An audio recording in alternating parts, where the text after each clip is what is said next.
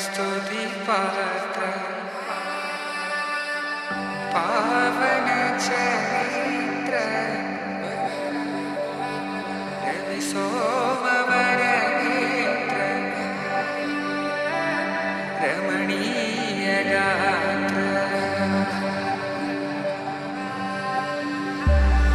सीता कल्याण वैभोग में राम कल्याण